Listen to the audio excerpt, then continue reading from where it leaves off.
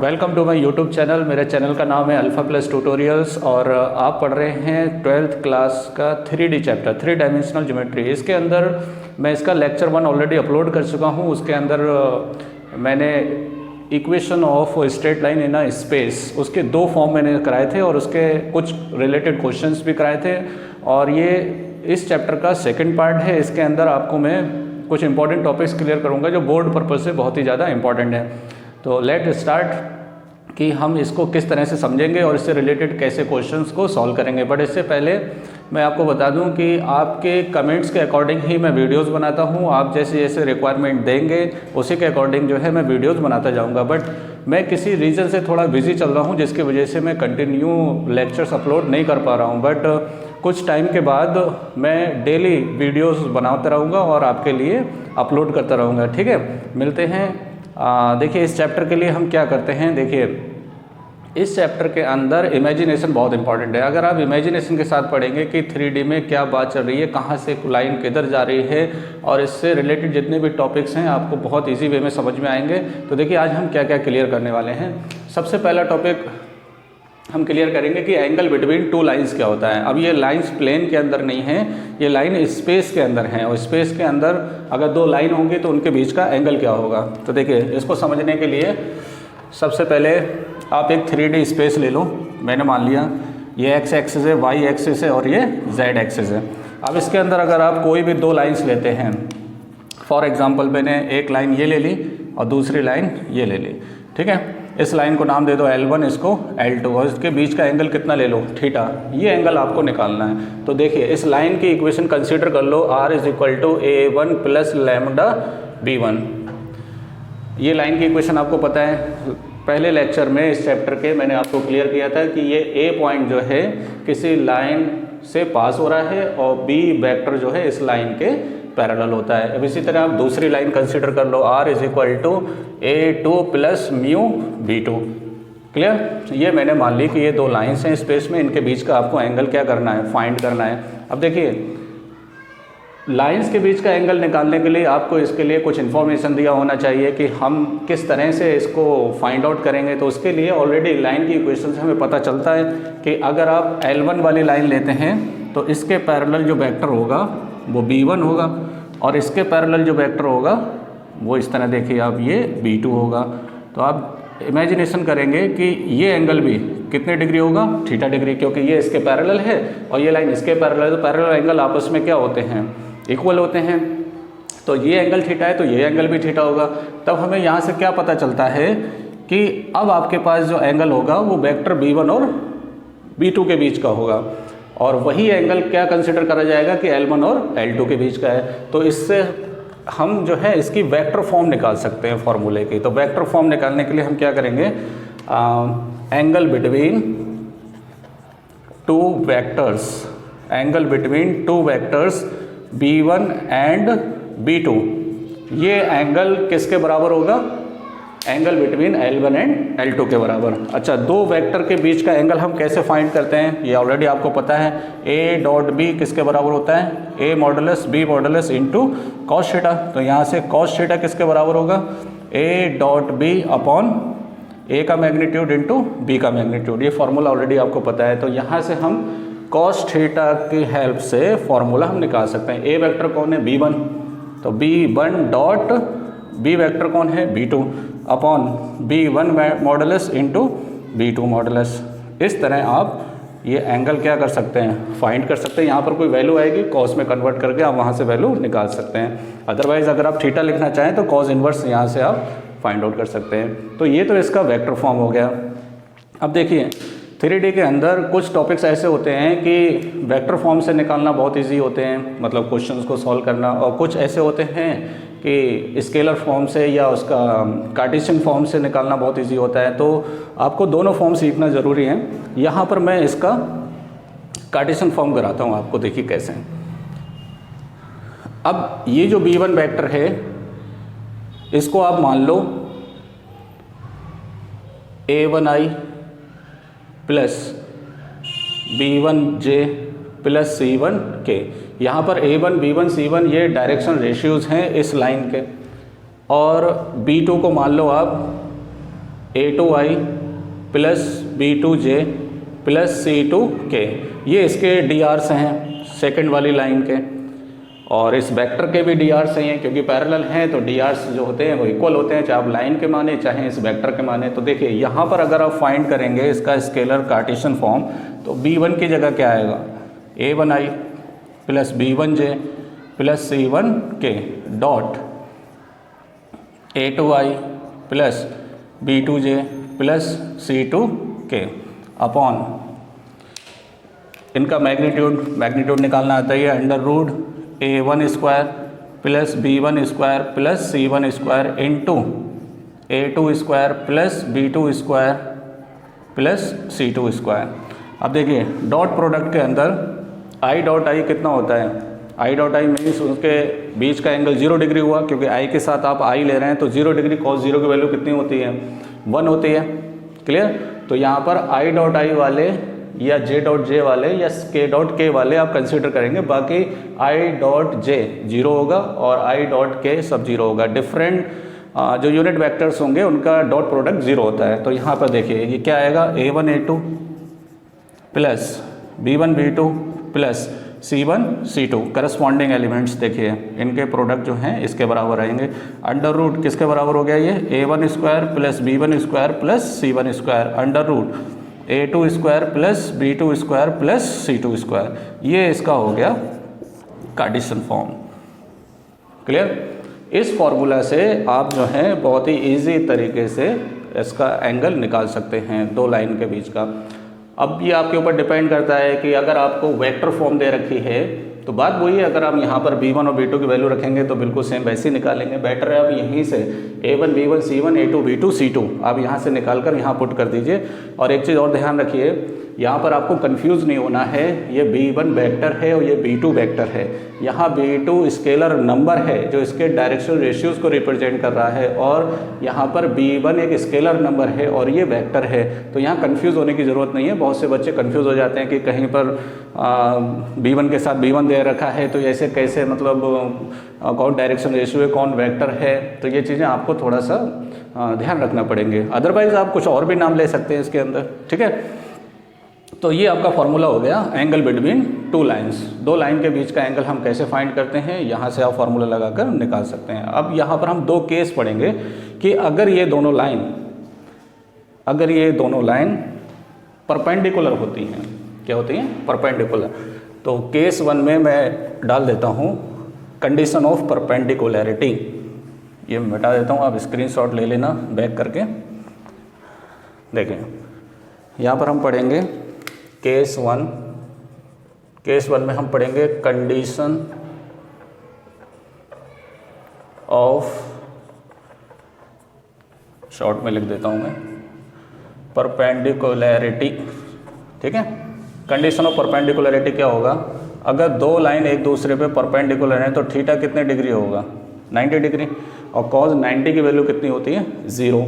तो अगर आप यहाँ पर 0 मानेंगे तो ये क्रॉस मल्टीप्लाई में ये 0 हो जाएगा। तो आपका क्या बचेगा यहाँ पर, A1 A2 plus B1 B2 plus C1 C2 is equal to किसके बराबर, 0 के बराबर। ये आपकी कंडीशन हो गई परपेंडिकुलर लाइंस की। क्लियर। आपको सबसे ज़्यादा यूज़ में आने वाली कंडीशन है ये कि अगर दो लाइन परपेंडिकुलर हैं तो क्या कंडीशन होगी। इसके बाद हम पढ़ेंगे केस 2 में, अगर दोनों लाइन पैरेलल हैं, condition of parallel lines, two parallel lines. इसकी कंडीशन क्या होगी, तो देखिए इसकी कंडीशन समझने के लिए अगर मैं आपको डायरेक्ट लिखा दूं कि इसकी कंडीशन होती है A1 upon A2 is equal to B1 upon B2 is equal to C1 upon C2, तो आप कंफ्यूज हो जाएंगे कि ये कहाँ से आया है। तो उसको समझने के लिए देखिए पैरेलल लाइन में थीटा 0 डिग्री होता है, अगर आप cos 0 रखेंगे तो cos 0 की वैल्यू कितनी होती है, 1। तो वहाँ से आप कंडीशन नहीं निकाल सकते। पहले इसको आप साइन के टर्म में चेंज करिए, क्योंकि साइन 0 की वैल्यू क्या होती है, साइन 0 की वैल्यू 0 होती है। तो पहले इसको साइन में कन्वर्ट करिए, उसके बाद मैं ये प्रूफ आपके लिए बनाता हूँ। देखिए कैसे, आपको मालूम है कि साइन थीटा किसके बराबर होता है, under root 1 minus cos square theta. अब यहाँ स्पेस नहीं है तो मैं यहाँ पर कॉस की वैल्यू पुट कर देता हूँ। देखिए अगर आप यहाँ पर कॉस की वैल्यू रखेंगे तो ये नंबर स्क्वायर हो जाएगा, a1 a2 plus b1 b2 plus c1 c2 का होल स्क्वायर अपॉन, और ये अंडर रूट हट जाएगा, a1 square plus b1 square plus c1 square into a2 square plus b2 square plus c2 square.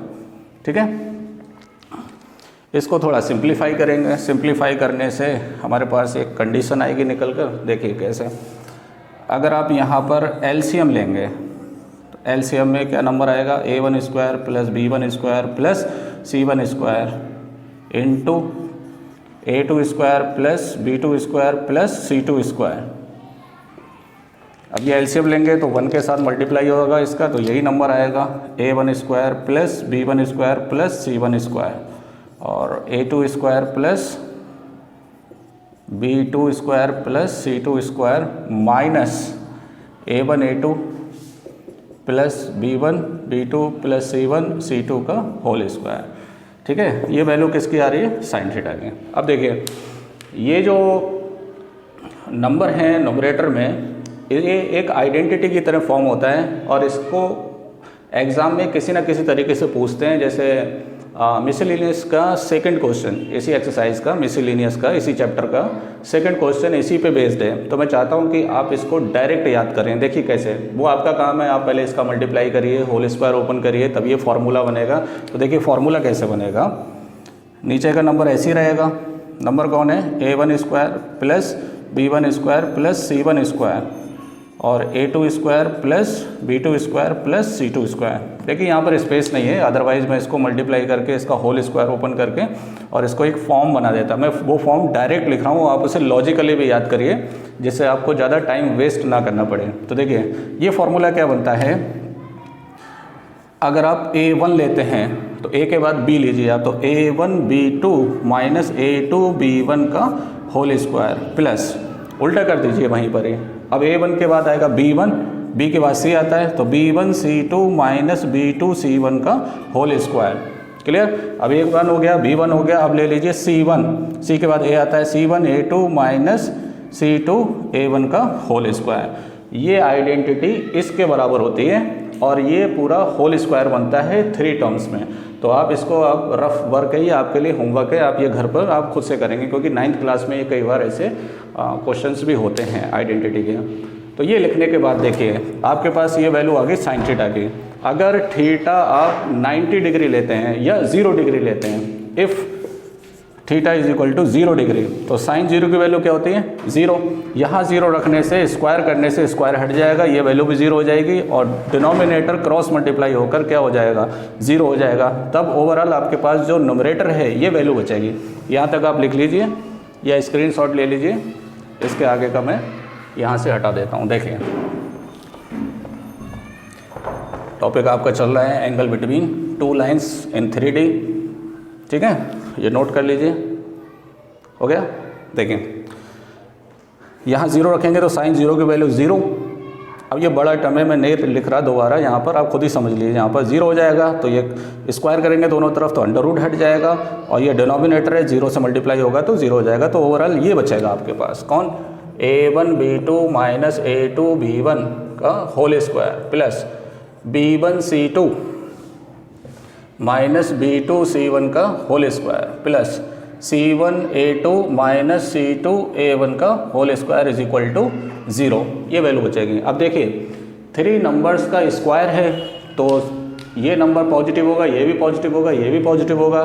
तो ऐसा तो कोई चांस ही नहीं है कि यहाँ पर कोई डिफरेंट प्लस या माइनस नंबर होंगे जिसकी वजह से 0 आएगा। बस एक ही पॉसिबिलिटी है कि ये तीनों टर्म आपस में क्या हैं, 0 हैं। तो यहाँ से ये पता चला a1 b2 minus a2 b1 is equal to 0, या फिर b1 c2 minus b2 c1 is equal to 0, या फिर c1 a2 minus c2 a1 is equal to 0। देखिए यहाँ से क्या कंडीशन बनेगी, a1 b2 is equal to a2 b1, तो यहाँ से a1 upon a2 is equal to b1 upon b2 cross multiply.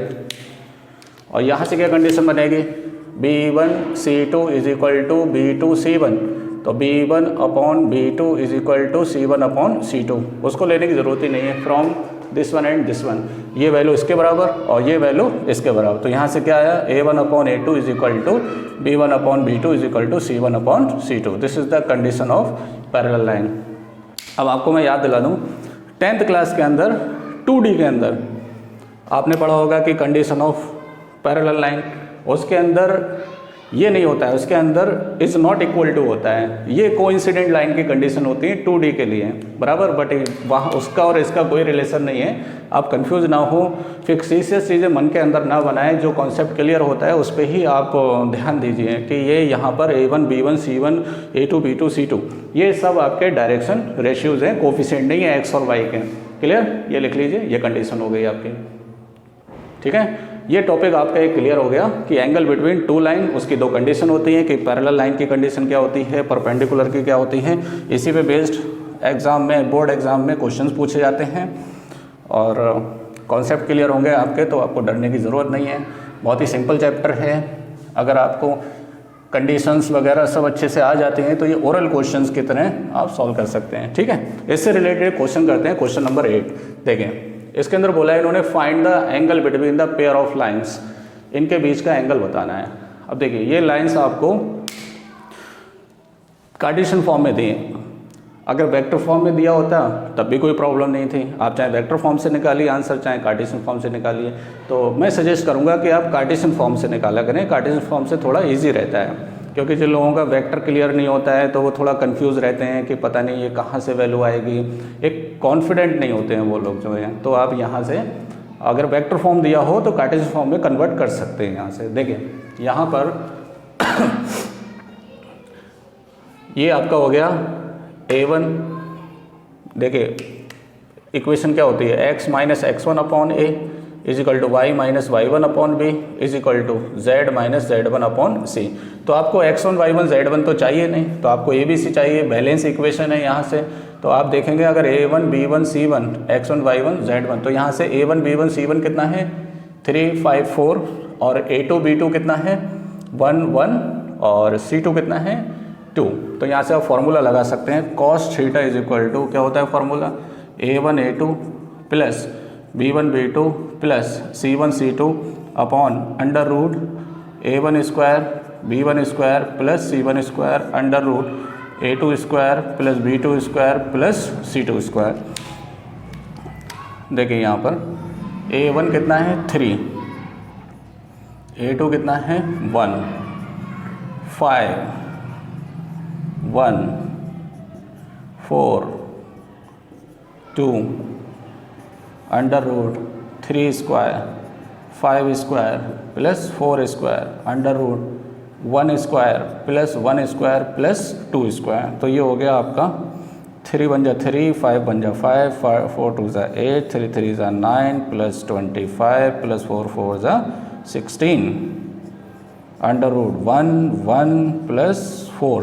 देखिए 5 और 3 8 8 8 कितना हो गया 16। ये वैल्यू आ रही है आपकी कॉस थीटा की 16 अंडर रूट 16 और 9 25 25 25 कितना हो गया 50 हो गया 50 अंडर रूट 416 ये हो गया आपका। ठीक है, अच्छा इसको आप लिख सकते हैं 2 इंटू 8 नहीं 2 इंटू 8 8 टू ज़ा 16 अपॉन इसको आप लिख सकते हैं 5 रूट 2 25 टू ज़ा 25 का 5 आ जाएगा, और इसको आप लिख सकते हैं रूट 2 इंटू रूट 3। तो यहाँ से एक कट जाएगा तो ऊपर बचेगा 8 रूट 2 8 रूट 2, या फिर एक काम करते हैं यहाँ से इसको रूट 2 ही रहने देते हैं।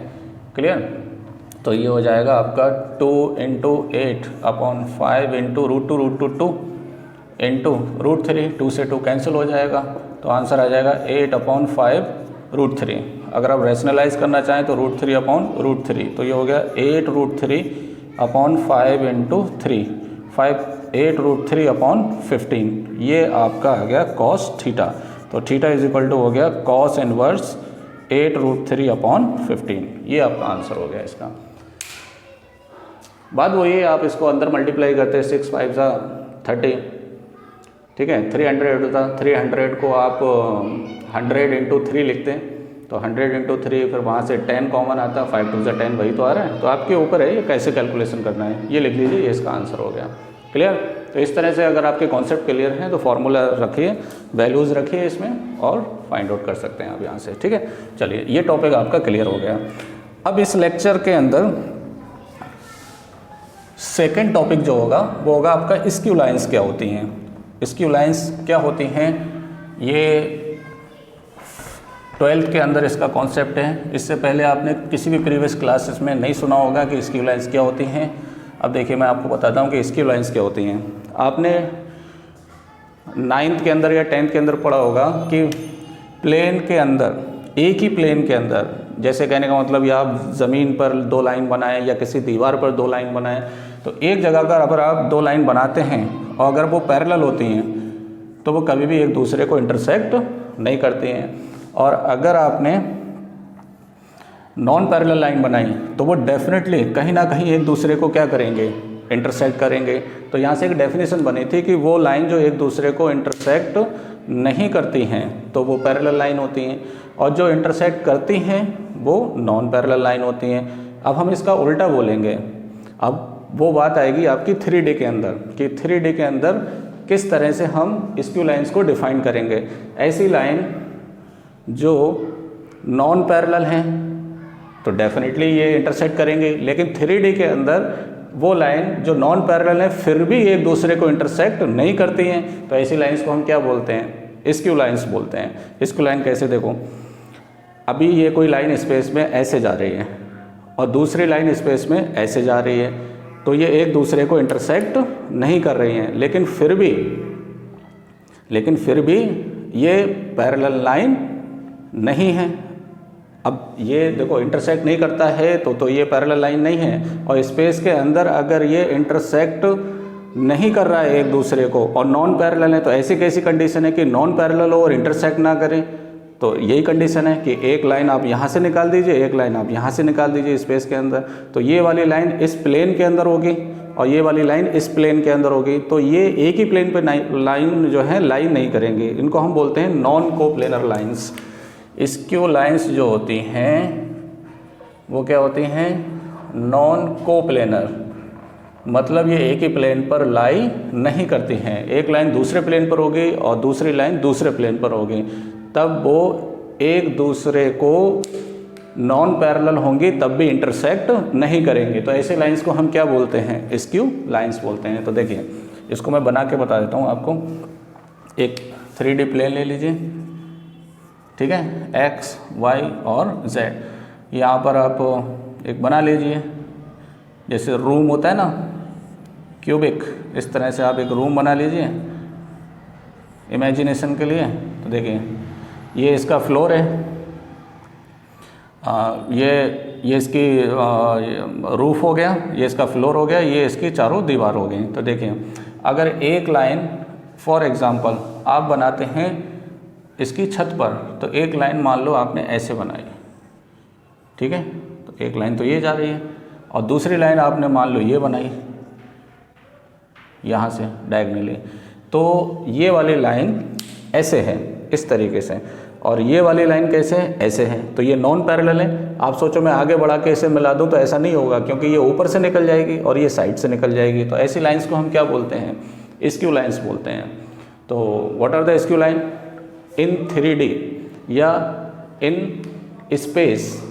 अगर दो लाइन नॉन कोप्लेनर है, मतलब अलग अलग प्लेन में लाई करती हैं और वो नॉन पैरेलल हैं, तब भी वो एक दूसरे को इंटरसेक्ट नहीं करती हैं, तो ऐसी कंडीशन को ऐसे आप रिप्रेजेंट कर सकते हैं। और ऐसी लाइंस को हम क्या बोलते हैं, स्क्यू लाइंस बोलते हैं। तो आई होप सो ये क्लियर हुआ होगा। अब आपको बताना है distance between the skew lines. Skew line के बीच की डिस्टेंस क्या होती है। देखें बहुत से स्कूल में स्क्यू लाइन की डिस्टेंस को जो है डायरेक्ट फार्मूला से बता देते हैं कि आप ये फार्मूला याद कर लीजिए और इसी में वैल्यू पुट करेंगे, तो उससे थोड़ा इजी भी पड़ता है। लेकिन आपको मालूम होना चाहिए कि ये किस तरह से फार्मूला है। वैसे स्क्यू लाइन के बीच का डिस्टेंस का फार्मूला क्या होता है, परपेंडिकुलर डिस्टेंस होती है, इसका फार्मूला होता है B1 cross B2 dot A2 minus A1 upon B1 cross B2 का मॉडुलस और फिर इस पूरे का मॉडुलस, ये इसका फार्मूला होता है स्क्यू लाइंस का। तो देखिए ये आता कैसे है, जस्ट मैं आपको एक आइडिया देता हूँ। देखिए एक लाइन ये है एक प्लेन के अंदर और दूसरी लाइन मान लो ये है। अब देखिए ये वाइट बोर्ड पे बनी हुई है तो इसका मतलब ये नहीं कि इसको आगे बढ़ाऊंगा तो ये कट कर जाएगा। मैं इसको समझाता हूँ, देखिए कैसे। एक लाइन ऐसे ही है, देखें है, और दूसरी लाइन ऐसे है, इस तरह से। तो इसको आप देखिए घुमाकर चारों तरफ से इस तरह से, ये नॉन पैरेलल है बट एक दूसरे को कभी इंटरसेक्ट नहीं करेंगे। तो इनके बीच की जो डिस्टेंस है आप ऐसे ले लीजिए। बहुत सारी डिस्टेंस हो सकती है, यहाँ से यहाँ हो सकती है, यहाँ से यहाँ हो सकती है, बट जो परपेंडिकुलर डिस्टेंस होगी वो शॉर्टेज डिस्टेंस कहलाएगी। ये परपेंडिकुलर डिस्टेंस जहाँ पे ये टच कर रहा है, तो वो मैंने मान लिया कि ये इसकी क्या है, परपेंडिकुलर डिस्टेंस है। दोनों लाइन पे ये कितने डिग्री होना चाहिए, ये 90 डिग्री दिख नहीं रहा है बट आप देखेंगे तो ये 90 डिग्री ही आएगा इस तरह से। क्लियर? तो देखें आपको ये लाइन बतानी है पी क्यू मान लो इसे, और इसकी डिस्टेंस कितनी ले लो, डी ले लो। क्लियर? तो आप पहले तो दो स्क्यू लाइन मानिए। तो मैंने मान लिया कि let R is equal to A1 plus lambda B1, ये एक लाइन है, और दूसरी लाइन मैंने मान ली A2 प्लस म्यू B2, ये दूसरी लाइन ले लें।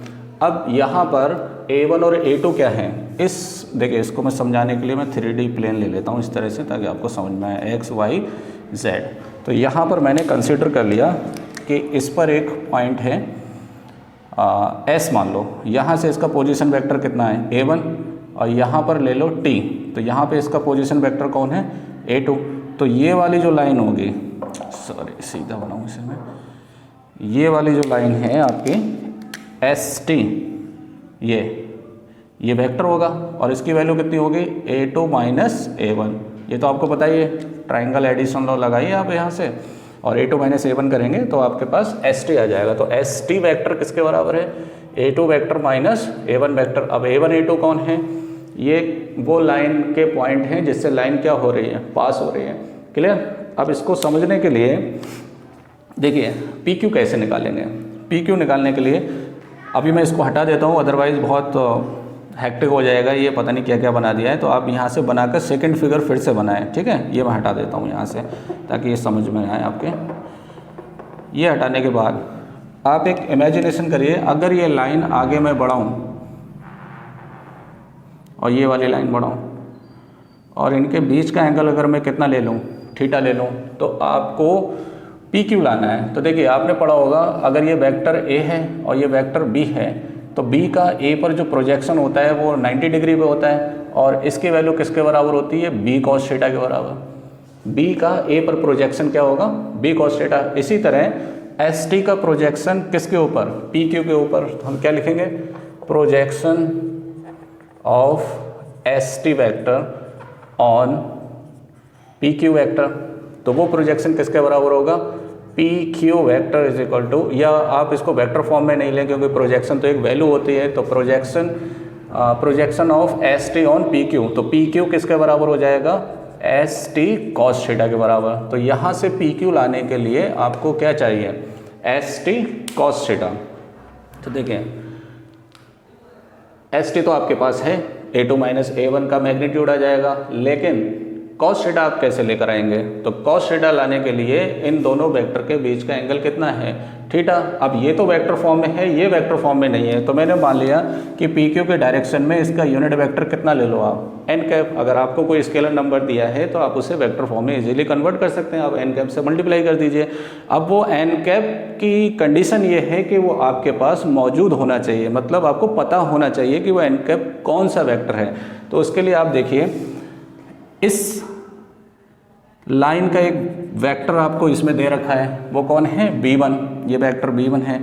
एक वेक्टर आपको यहाँ दे रखा है, वो वेक्टर कौन है, B2 है। तो अगर आप देखेंगे कि ये वाली लाइन PQ B1 पर भी परपेंडिकुलर है और B2 पर भी परपेंडिकुलर है, क्योंकि ये लाइन और ये वेक्टर आपस में क्या है, पैरेलल है ना, तो ये इस पर भी परपेंडिकुलर होगा, इस पर भी परपेंडिकुलर होगा।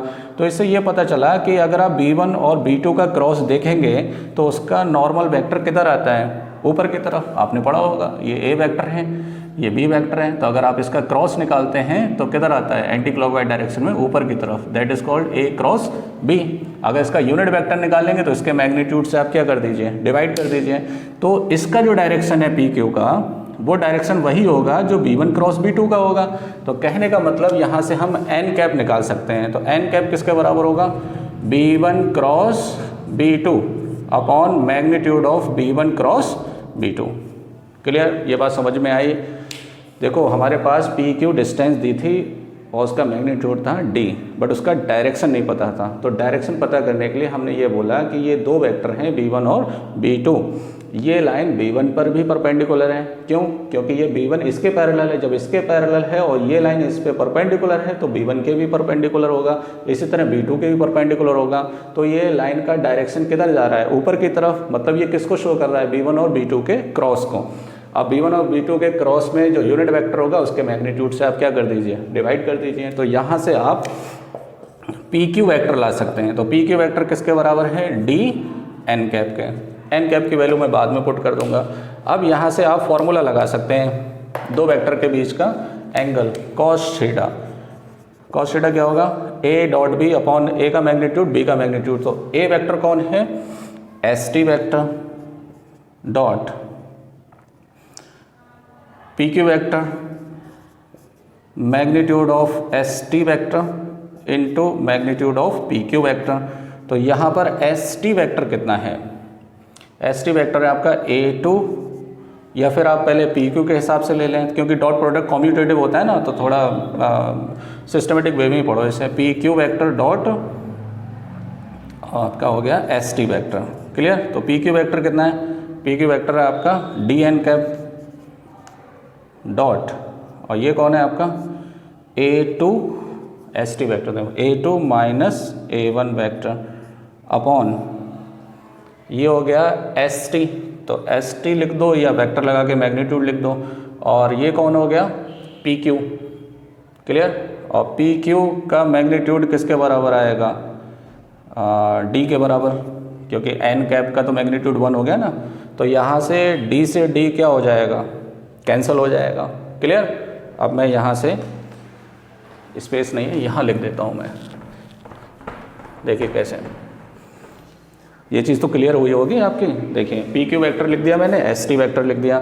अब एन कैप की वैल्यू कितनी है, ये आपका आ गया cos theta is equal to, देखिए एन कैप की वैल्यू कितनी है, b1 क्रॉस b2, डिनोमिनेटर नीचे लिख दूंगा मैं इसका, ठीक है। और ये कौन है, A2 minus A1 upon b1 cross b2 का मॉडुलस इनटू एस टी। इस एस टी को उधर ले आओ, तो S T cos theta is equal to किसके बराबर हो गया, b1 cross b2 dot A2 minus A1 upon ये बचा b1 क्रॉस b2 का मैग्नीट्यूड। और ये एस टी कॉस थीटा किसको रिप्रेजेंट कर रहा है, पी क्यू को। तो P Q is equal to किसके बराबर हो गया, b1 cross b2 dot A2 minus A1 upon b1 cross b2 का मैग्नीट्यूड। अब ये वैल्यू डिस्टेंस कभी नेगेटिव नहीं होती है, तो इसलिए आप क्या लगा दो, यहाँ पर मॉड लगा दीजिए। देखिए वही फॉर्मूला आया है यहाँ पर। इस तरह से आप ये कॉन्सेप्ट अपना क्लियर कर सकते हैं कि डिस्टेंस बिटवीन स्क्यू लाइंस। इस चैप्टर टॉपिक का नाम क्या है, distance between two skew lines. यहाँ से आप ये टॉपिक क्लियर कर सकते हैं। लिख लीजिए, नोट कर लीजिए इसे, ठीक है। चलिए अब हम आखिरी टॉपिक पढ़ते हैं इसका, कि distance between two parallel lines. ये भी इम्पॉर्टेंट है। देखिए इनके बीच का डिस्टेंस कैसे निकलेगा।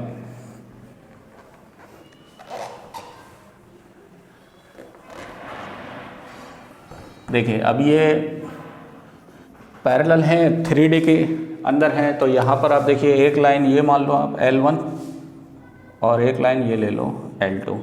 तो यहाँ पर कहीं पर भी आप अगर दो पॉइंट कंसीडर करके अगर आप परपेंडिकुलर लाइन लेंगे, सब जगह सेम ही आएगी, क्योंकि ये दोनों पैरेलल लाइन है। इसको मान लो PQ। क्लियर। अब इन लाइन को आप कंसीडर कर लीजिए, let R vector is equal to A1 plus lambda B vector.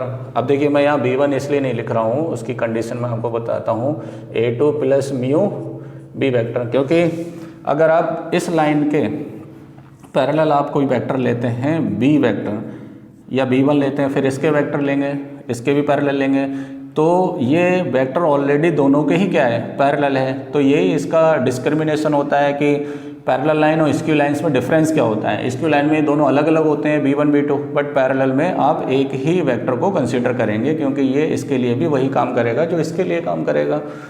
Clear? ये बात आपको क्लियर होना चाहिए।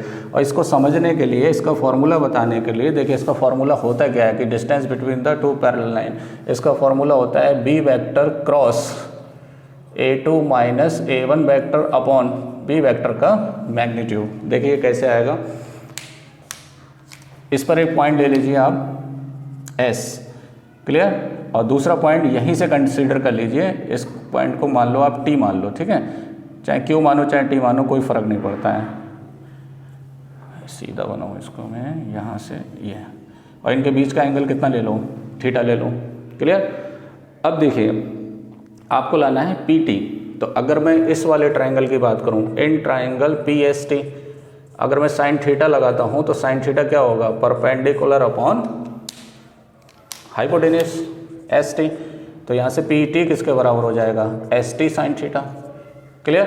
तो आपको क्या चाहिए, ST साइन थीटा चाहिए, वो किसके बराबर हो जाएगा, PT के बराबर। और साइन थीटा किस में आता है, क्रॉस प्रोडक्ट में। तो पहली बात तो आपको ST वेक्टर लिखना होगा कि ST वेक्टर किसके बराबर होगा, इसका पोजीशन वेक्टर कौन है, A1, और इसका पोजीशन वेक्टर कौन है, A2। तो यहाँ से ST किसके बराबर हो जाएगा, A2 माइनस A1। क्लियर? तो इसको मैं हटा देता हूँ, क्योंकि ये आपको लिखने की ज़रूरत नहीं है, सिर्फ समझना होता है ये कि ये पोजीशन वेक्टर क्या है। तो मेरा जो पहला वीडियो है इसका, वो आप प्लीज़ देखिए, उसमें लाइंस को अच्छे से डिफाइन करा गया है। फिलहाल यहाँ पर हम क्रॉस प्रोडक्ट किस में लगाएंगे, तो देखिए ये तो कोई वेक्टर फॉर्म है नहीं, बट ये वेक्टर फॉर्म है जिसका नाम क्या है, A2 माइनस A1, और एक ये वेक्टर है। अगर मैं इसे पीछे कंसीडर कर लूँ तो ये एंगल भी थीटा होगा, करस्पॉन्डिंग एंगल। तब ये वेक्टर और ये वेक्टर का जो क्रॉस होगा, किस किस का cross, B vector cross ST vector is equal to किसके बराबर होगा, B वेक्टर का मैग्नीट्यूड ST वेक्टर का magnitude into sine theta into N cap. N cap is the direction, that is outward, बाहर की तरफ डायरेक्शन होगा इसका। अब यहाँ से देखिए, ये तो हो गया आपका B vector cross ST vector किसके बराबर है, A2 minus A1 is equal to B vector का मैग्नीट्यूड, और ये हो गया आपका ST साइन थीटा, और ये क्या हो गया, एन कैप। अगर आप दोनों तरफ मैग्नीट्यूड लेते हैं तो मैग्नीट्यूड लेने से क्या हो जाएगा, ये B cross A2 minus A1 का मैग्नीट्यूड, और ये वाला मैग्नीट्यूड किधर ले लीजिए आप, नीचे ले लीजिए, इज इक्वल टू मैग्नीट्यूड से एन कैप हट जाएगा तो बचेगा क्या, ST साइन थीटा। ये ऑलरेडी मैग्नीट्यूड है तो दो बार मैग्नीट्यूड लगाने की ज़रूरत नहीं, या तो आप पूरा ही क्या ले लीजिए, मैग्नीट्यूड ले लीजिए। क्लियर? और ST साइन थीटा किसके बराबर है, ST साइन थीटा PT के बराबर है। तो यहाँ से PT किसके बराबर हो गया, B cross A2 minus A1 upon B vector का magnitude. This was the answer. Clear? Very simple. अगर आपको इसमें भी कोई मतलब आपका कोई कन्फ्यूज़न हो या मिसकंसेप्शन हो कि ये ऐसे आना चाहिए या इसके अंदर क्या किस तरह से ये हुआ है, तो आप मुझे कमेंट्स करिए, कमेंट्स के अंदर मैं आपको रिप्लाई कर सकता हूँ। ठीक है? और जिसको मेरा कॉन्टैक्ट नंबर चाहिए तो प्लीज़ उसमें कमेंट में मेंशन करिए, then I will forward to you कि मेरा पर्सनल कॉन्टैक्ट नंबर क्या है, उसके ज़रिए से भी आप इसे पूछ सकते हैं। क्लियर? इसको आप लिख लीजिए। अब नेक्स्ट देखिए, इससे कुछ रिलेटेड कुछ क्वेश्चंस हैं, उनको सॉल्व करते हैं। क्लियर? देखिए,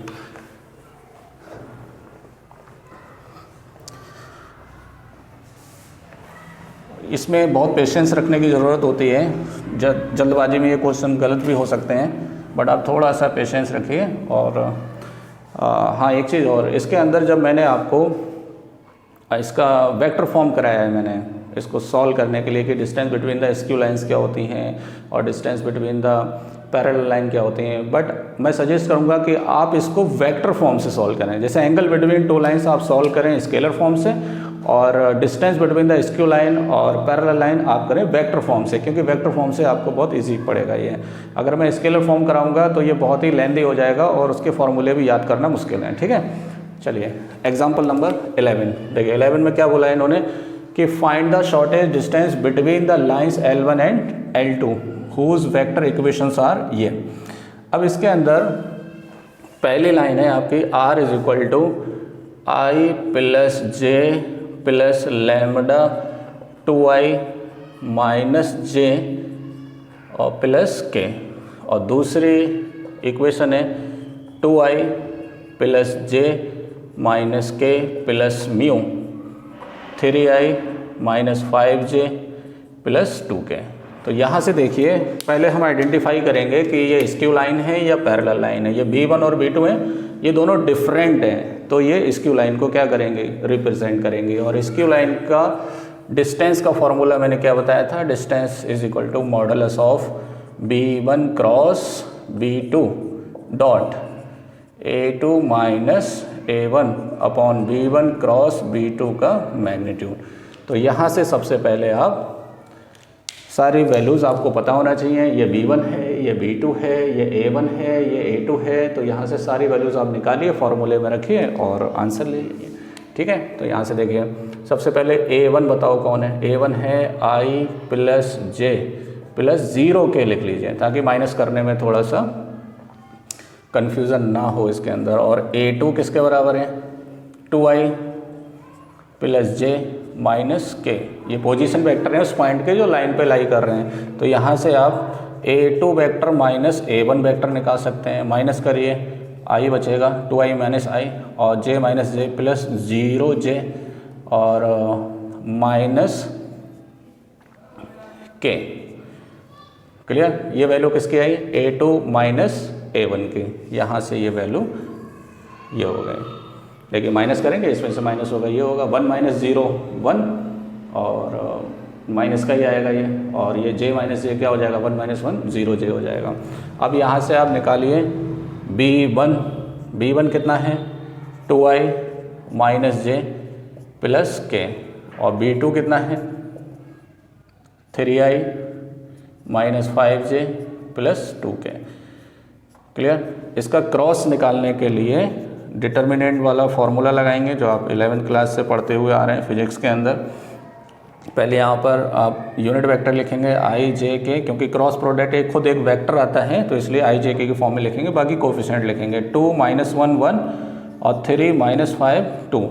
इसको सॉल्व करेंगे by deleting the first row and first column. यहाँ से ये हटाइए 2 बन जा 2 माइनस 5 बन जा 5, तो प्लस हो जाएगा क्योंकि ये माइनस का है। उसके बाद अल्टरनेट माइनस लेंगे, j हो गया ये हटाएंगे 2 2 जा 4 माइनस 3 बन जा 3। उसके बाद हम लेंगे k, ये हटाएंगे 5 2 जा 10 माइनस 3 बन जा 3, तो प्लस का 3 हो जाएगा।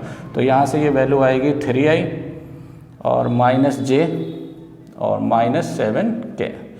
क्लियर, ये आ गया आपका B1 क्रॉस B2। अब यहाँ पर इसका मैग्नीट्यूड भी निकाल लीजिए। B1 क्रॉस B2 का magnitude is equal to 3 square plus minus 1 का स्क्वायर प्लस माइनस 7 का स्क्वायर इज इक्वल टू 3 3 जा 9 1 1 जा 1 और ये हो गया 49 और 50। तो ये किसके बराबर हो गया, अंडर रूट 59। क्लियर, सारी वैल्यूज़ आ गई। यहाँ पे हम d is equal to values रखेंगे। देखिए कैसे आएगा इसका answer, d is equal to नीचे वैल्यू कितनी आएगी, अंडर रूट 59, क्योंकि ये वैल्यू आपको दे रखी है। B1 क्रॉस B2 वेक्टर है, वो किसके बराबर आया है 3i minus j minus 7k और dot A2 minus A1 i plus 0j और माइनस k, ठीक है, और इसका मॉडुलस। तो यहाँ से अंडर रूट 59 तो ऐसे ही रहेगा, सेम वही i डॉट i 3 हो जाएगा और ये 0 हो जाएगा और माइनस माइनस प्लस 7 बन जा 7 और ये किसका रह जाएगा 10 अपॉन अंडर रूट 59। ये इसका आंसर हो गया। अगर कोई कैलकुलेशन मिस्टेक हो गई हो तो आप खुद से इसको चेक कर सकते हैं। फिलहाल कॉन्सेप्ट यही है इसको सॉल्व करने का। क्लियर, लिख लीजिए इसको। और इसके अगर आप प्राइम फैक्टर करेंगे तो ये शायद नहीं होंगे प्राइम फैक्टर, क्योंकि ये खुद ही एक शायद प्राइम नंबर है ये, तो ये आपका आंसर हो गया। चलिए नेक्स्ट क्वेश्चन देखते हैं, इसको हटा देता हूँ मैं। नेक्स्ट क्वेश्चन के अंदर आप देखिए राइट साइड में लिखा हुआ है, पहले आइडेंटिफाई करिए कि ये कौन सी लाइंस हैं। तो आप देखेंगे कि B1 वेक्टर और B2 वेक्टर सेम है। ये देखिए यहाँ पर ये वेक्टर और ये वेक्टर दोनों क्या हैं, सेम है।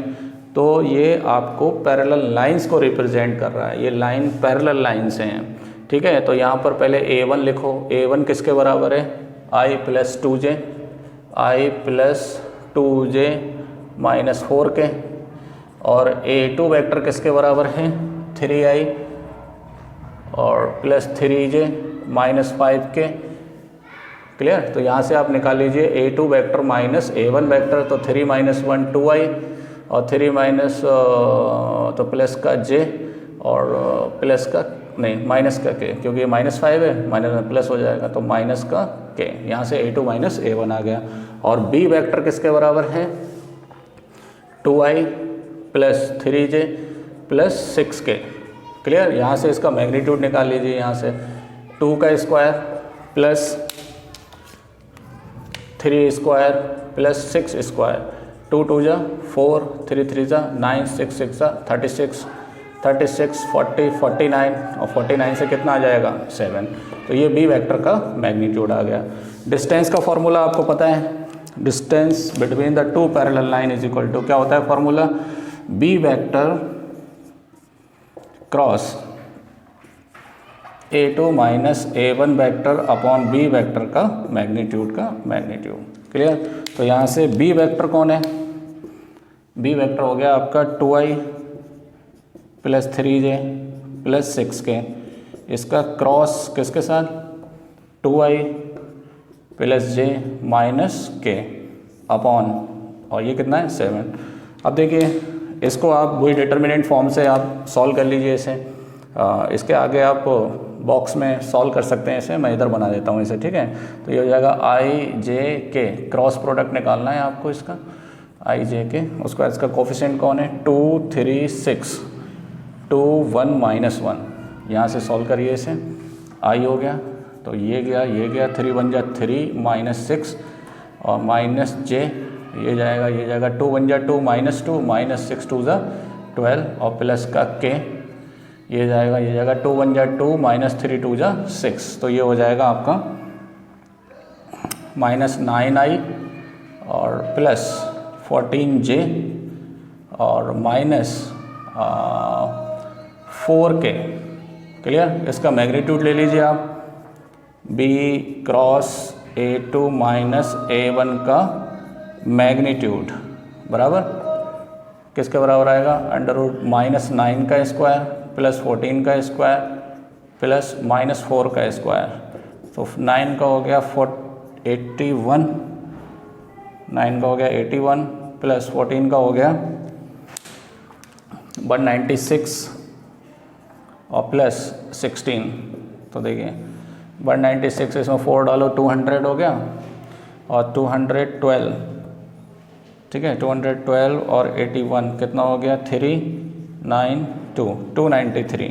तो देखिए यहाँ से इसकी वैल्यू कितनी आई 293, मैग्नीट्यूड है ना इसका 293/7। क्लियर। और मैग्नीट्यूड तो आ ही गया इसका, ये रखने की ज़रूरत नहीं है इसका। और ये कटेगा क्या 7 हो जा, नहीं कटेगा, इतना ही रहने दो। ये इसका आंसर हो गया डी। यहाँ से आप ये वाला क्वेश्चन सॉल्व कर सकते हैं। ये एनसीईआरटी के एग्जांपल्स हैं, इसके बाद में इसकी एक्सरसाइज लगाऊंगा और एक्सरसाइज जो है नेक्स्ट वीडियो में रहेगा, ठीक है। और नेक्स्ट क्वेश्चन है कि find the angle between the pair of lines.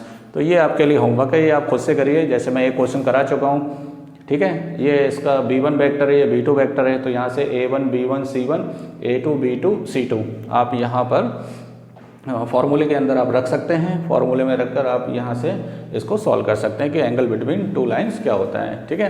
तो ये आज का सेशन है। इस सेशन के अंदर मैंने आपको क्या क्या क्लियर किया है कि एंगल बिटवीन टू लाइंस क्या होता है और उसकी कंडीशन ऑफ परपेंडिकुलर क्या होता है, कंडीशन ऑफ पैरेललिज्म क्या होती है, उसके बाद स्क्यू लाइंस क्या होती हैं, पैरेलल लाइंस क्या होती हैं, उनके बीच की शॉर्टेज डिस्टेंस बताई थी। उसके बाद मैंने कुछ इससे रिलेटेड क्वेश्चन कराए थे। नेक्स्ट वीडियो में हम मिलते हैं, उसके अंदर मैं आपको एक्सरसाइज के 1 बाय 1 सारे क्वेश्चन सॉल्व कराऊंगा और बहुत ही इंपॉर्टेंट एक्सरसाइज है ये। और आप मेरे चैनल को सब्सक्राइब करिए, शेयर करिए, कमेंट्स करिए, क्या चाहिए आपको उसी के अकॉर्डिंग मैं वीडियोज़ बनाता रहूँगा। मिलते हैं नेक्स्ट वीडियो में, बाय।